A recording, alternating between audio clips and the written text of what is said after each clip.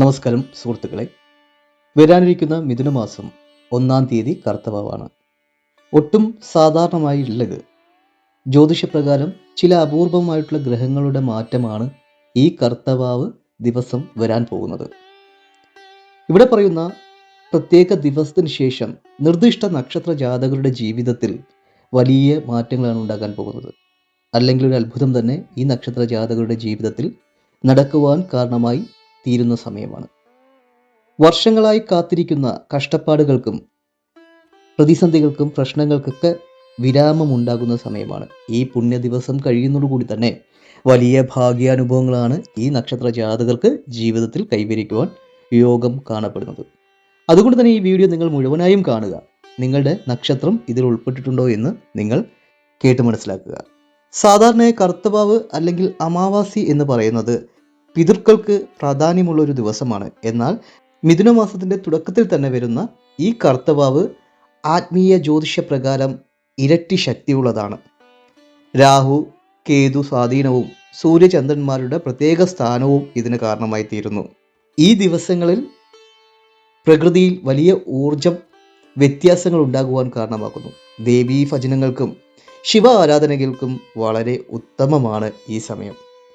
നിങ്ങളുടെ ജീവിതത്തിലെ തടസ്സങ്ങൾ മാറുന്നതിനും ശത്രുദോഷങ്ങൾക്കും ദൃഷ്ടിദോഷങ്ങൾക്കും മാറുന്നതിനും വളരെ അനുയോജ്യമായിട്ടൊരു ദിവസമാണ് കർത്തവാവ് ദിവസം. ഈ ദിവസങ്ങളിൽ നിങ്ങൾ വഴിപാടുകൾ നടത്തുകയാണെന്നുണ്ടെങ്കിൽ ഇരട്ടി ഫലം സിദ്ധിക്കുമെന്നാണ് പറയപ്പെടുന്നത്.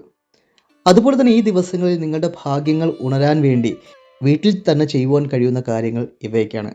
ആദ്യം തന്നെ കർത്തവാവ് ദിവസം രാവിലെ കുളിച്ച് കഴിഞ്ഞ് വീട്ടിൽ പൂജാമുറിയിൽ പോയി വിളക്ക് കൊളുത്തി പ്രാർത്ഥിക്കുക.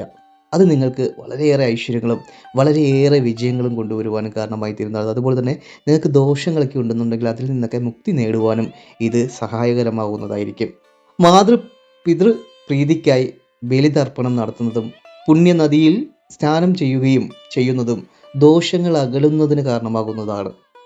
വൈകുന്നേരം വീടിൻ്റെ ഉമ്മറത്ത് നിലവിളക്ക് കൊളുത്തി ഓം നമഃ ശിവായ മന്ത്രം സ്തുതിക്കുന്നതും ദേവീ സ്തുതികൾ ജപിക്കുന്നതും നിങ്ങളുടെ ജീവിതത്തിൽ വലിയ ഐശ്വര്യങ്ങൾ കൊണ്ടുവരുവാനും കാരണമാകുന്നതായിരിക്കും. അതുപോലെ തന്നെ ഇന്നേ ദിവസം സാധുക്കൾക്ക് അന്നദാനം വസ്ത്രദാനം നൽകുന്നതും നിങ്ങളുടെ ജാതകത്തിലെ ദോഷങ്ങൾ മാറുന്നതിനും നിങ്ങൾ ജീവിതത്തിൽ ഇപ്പോൾ അനുഭവിക്കുന്ന ചില പ്രതിസന്ധികൾക്കും പ്രശ്നങ്ങൾക്കും ദോഷങ്ങൾക്കും മുക്തി നേടുന്നതിനും കാരണമായി തീരുന്നതായിരിക്കും. ഇനി നമുക്ക് ഏതൊക്കെ നക്ഷത്ര ജാതകരാണ് ജീവിതത്തിൽ മിഥുനം 1 മുതൽ വലിയ മാറ്റങ്ങളും വലിയ നേട്ടങ്ങളും ജീവിതത്തിൽ കൈവരിക്കുവാൻ ഭാഗ്യം സിദ്ധിക്കുന്നതെന്ന് നമുക്ക് നോക്കാം. അതായത് ഈ കർത്തവാവിന് ശേഷം വലിയ മാറ്റങ്ങൾ വരാൻ പോകുന്ന ആ നക്ഷത്ര ജാതകർ ആരൊക്കെ എന്നതിനെ കുറിച്ചാണ് നമ്മൾ പറയാൻ പോകുന്നത്. അതിൽ ഒന്നാമതായി തന്നെ ഉള്ള നക്ഷത്ര ജാതകർ കാർത്തിക നക്ഷത്ര ജാതകരാണ്. നിങ്ങളുടെ ദീർഘനാളത്തെ സാമ്പത്തിക പ്രതിസന്ധികളും വരാനിരിക്കുന്ന ദിവസങ്ങളിലെ എല്ലാ ദോഷങ്ങളും മാറി നല്ല വരുമാനങ്ങളിൽ പുതിയ മാർഗങ്ങൾ തെളിഞ്ഞു കിട്ടുകയും ചെയ്യുന്ന സമയമാണ്. തൊഴിലിൽ അനുഭവിച്ചുകൊണ്ടിരിക്കുന്ന പ്രതിസന്ധിയും പ്രശ്നങ്ങളും നിങ്ങൾക്ക് മാറിക്കിട്ടുന്നതായിരിക്കും. ധാരാളം സമ്പത്ത് വന്നു ചേരുന്ന പുതിയ വഴികൾ നിങ്ങൾക്ക് തുറന്നു കിട്ടുന്ന സമയവും സാഹചര്യങ്ങളൊക്കെയാണ് ഈ സമയങ്ങൾ. ഉറപ്പായും നിങ്ങൾ ക്ഷേത്ര ദർശനങ്ങളൊക്കെ നടത്തുക. ശിവക്ഷേത്രങ്ങളിൽ പോയി കുളിച്ചു തൊഴുത് പ്രാർത്ഥിച്ച് ശിവന് ധാര സമർപ്പിച്ച് നിങ്ങളുടെ ദുഃഖങ്ങളും ദുരിതങ്ങളെല്ലാം പ്രാർത്ഥിക്കുക. ഉറപ്പായും മഹാദേവന്റെ അനുഗ്രഹങ്ങൾ ലഭിക്കുന്നതോടുകൂടി തന്നെ കാർത്തിക നക്ഷത്ര ജാതകർ അനുഭവിക്കുന്ന സകല പ്രതിസന്ധികളും സകല പ്രശ്നങ്ങളും ദോഷങ്ങളും വിട്ടൊഴിയുന്നതാണ്. അതുപോലെ തന്നെ കുടുംബക്ഷേത്രങ്ങളിൽ പോയി കുളിച്ചു തൊഴുത് പ്രാർത്ഥിക്കുക. കുടുംബ ദേവീ ദേവന്മാരെ പ്രീതിയൊക്കെ ലഭിക്കുന്നതോടുകൂടി തന്നെ വലിയ മാറ്റങ്ങളും വലിയ ചൈതന്യങ്ങളും ആ നക്ഷത്ര ജാതകന്റെ കുടുംബത്തും ആ വ്യക്തികൾക്കും വന്നു ചേരുവാനും കാരണമാകുന്നതാണ്.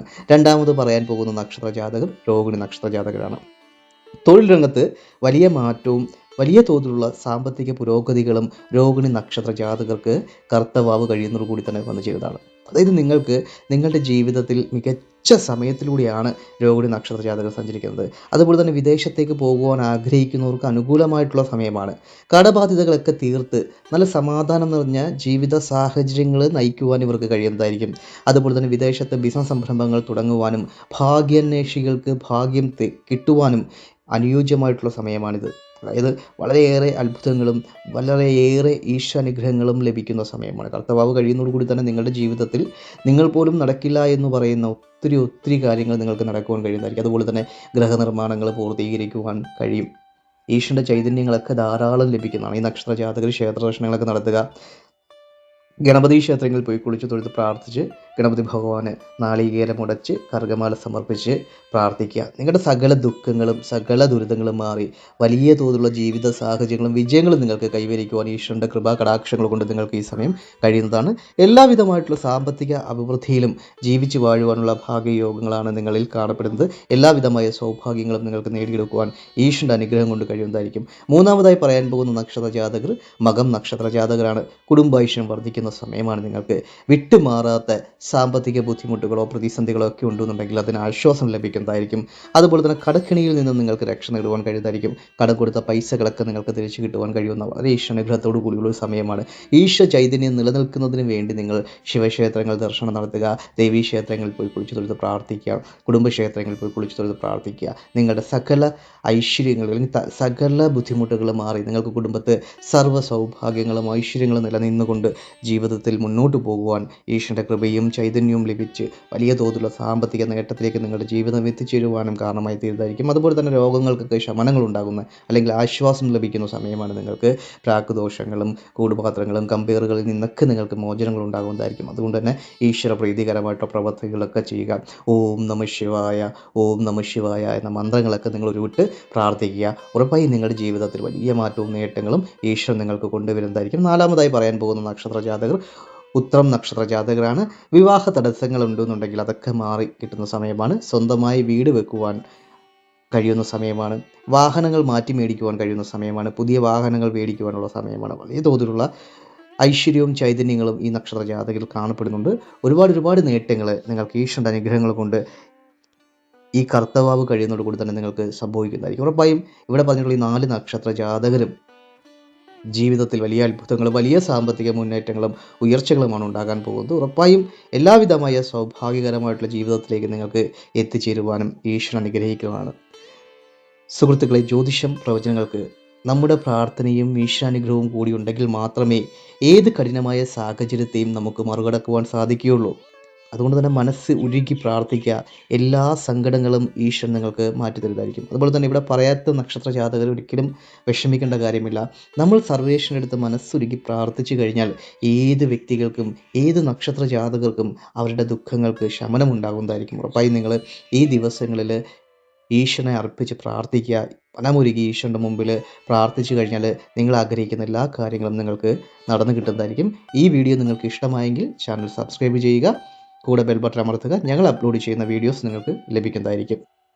അതുപോലെ തന്നെ നമ്മൾ എല്ലാ ദിവസവും നടത്തുന്ന പ്രത്യേക പൂജയിൽ നിങ്ങളെയും നിങ്ങളുടെ കുടുംബത്തെയും ഉൾപ്പെടുത്തുന്നതിനായി താഴെ കാണുന്ന കമൻറ്റ് ബോക്സിൽ നിങ്ങളുടെ നാളും പേരും ആഗ്രഹവും കമൻറ്റായി രേഖപ്പെടുത്തുക.